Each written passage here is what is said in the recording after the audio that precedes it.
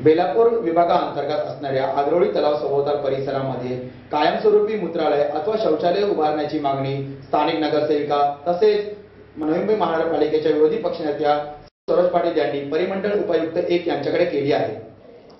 आग्रोळी तलावामध्ये वर्षभर धार्मिक हिंदू धर्मीयांचे कार्यक्रम होत असतात।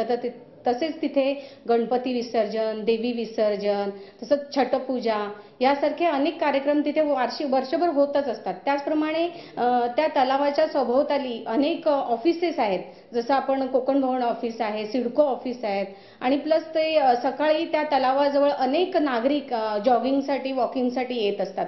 तर ही बाब लक्षात घेता मी तिथे त्या तलावाच्या आवारात शौचालयाची मागणी केली आहे। आग्रोळी येथील तलाव सीबीडी बेलापूरच्या मध्यभागी असून सदर तलावामध्ये गणपती विसर्जन, नवरात्री देवीचं विसर्जन व छटपूजेसाठी असंख्य लोक जमा होत असतात, असंख्य भाविक जमा होत असतात आणि अशा वेळी त्यांना लघुशंकेसाठी किंवा शौचासाठी जागा नसल्याकारणे ही लोक उघड्यावरच लघुशंका करतात।